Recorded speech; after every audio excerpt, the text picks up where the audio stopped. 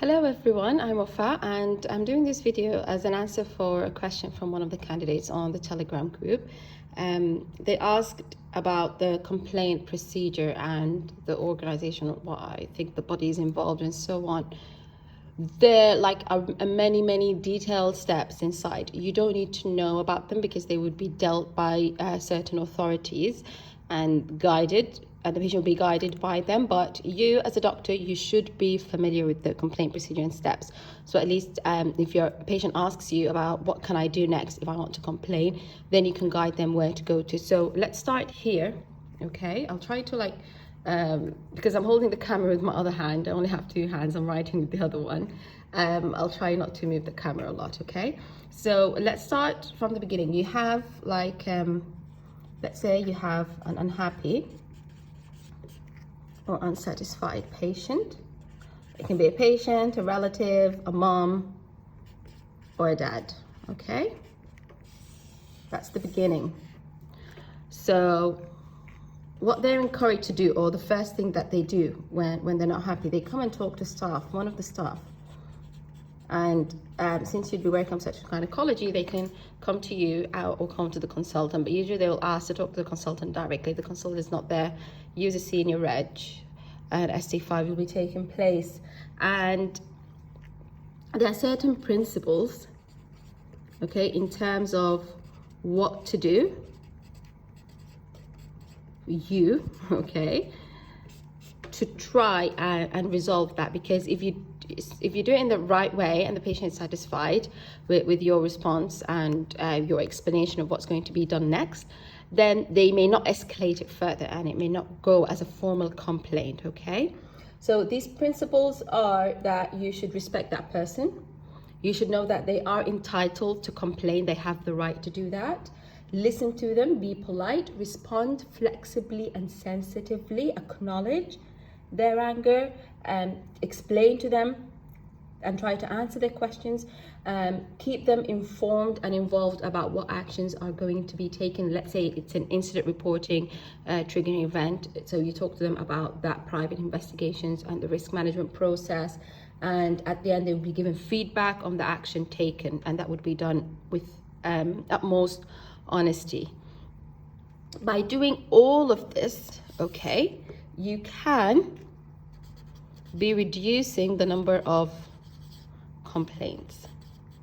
And in the exam, the part 3, it's a common scenario that can come dealing with an angry patient, relative, mother or father, or a teenager. They are not always happy with this and they can tell you, I want to complain. What can I do? So if they talk to the staff, they still want to complain. All right. They have two options. The commonest one is all of you know PALS, or they can go to the CCG, Clinical Commissioning Group. So it's either or. Let's start with the PALS. Every NHS trust or hospital has its own PALS, Patient Advisory and Liaison System in the hospital. They deal with patient complaints. And so it's a local complaint procedure.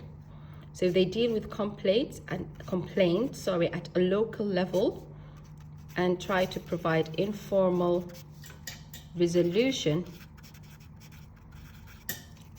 of the problem. Okay, and usually when the patient or the person goes there, they would have a member who would try to help resolve the issue, like I said, and informally within the hospital, and they would also help that person and provide them guidance and support about the complaint process if they want to escalate further.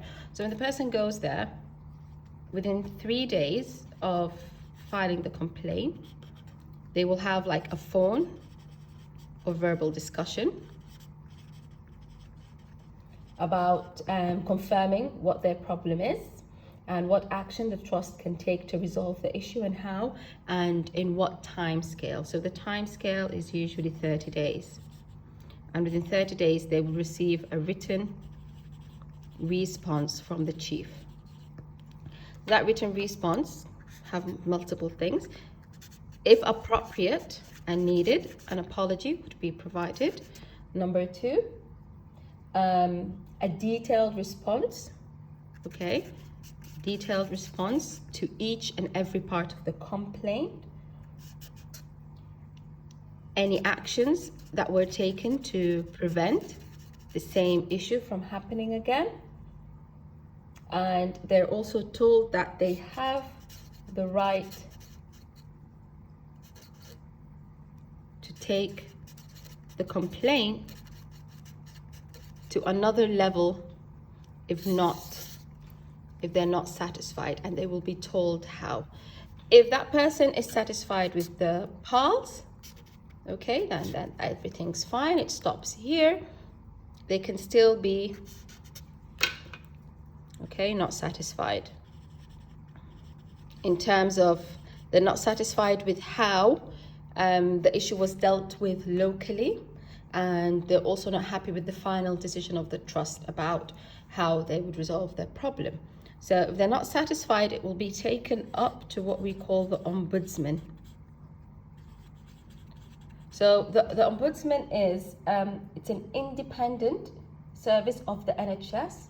Okay, it's not related to the NHS, and it usually makes the final decisions on unresolved complaints about NHS, and it's responsible for England. It has different names, different countries, but in the UK it's called Ombudsman. So what they provide is that they provide a formal resolution of the problem. So you can see here the PALS, they do it local and informal. The Ombudsman, they do it formally.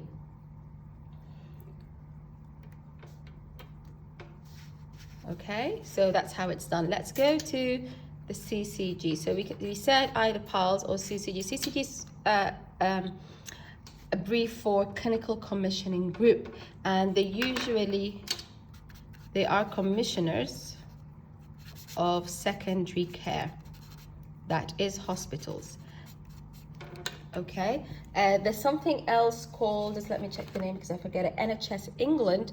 NHS England is the commissioner for primary care in terms of GPs and dental clinics and so on. So they can go there if they want to, but usually it's easier to go to the PALS because it's right away in the hospital. Just get out of the clinic, go to the PALS in that hospital, and it's useful and recommended if the patient wants, let's say a patient is in the hospital and they're still admitted and they're not satisfied about what's happening and going on, for a quick and rapid resolution and response to their problem, and they're advised to go to the PALS because it wouldn't take a long time, okay, the process.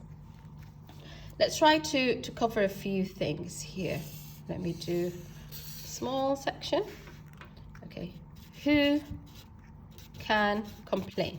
Anyone who's not happy about the service can complain. I'm not happy, I can complain on behalf of myself. Let's say I'm a relative of my sister. Okay, so yeah, of course I'm a relative. Just say my sister is not happy about a service and she wants me to complain on her behalf, or I'm coming in angry, I want to complain about what happened to her. I cannot do that unless my sister lacks mental capacity. If she still has mental capacity, then with the written complaint that I would provide, I have to have a written consent from her that I can complain on her behalf. When can I complain?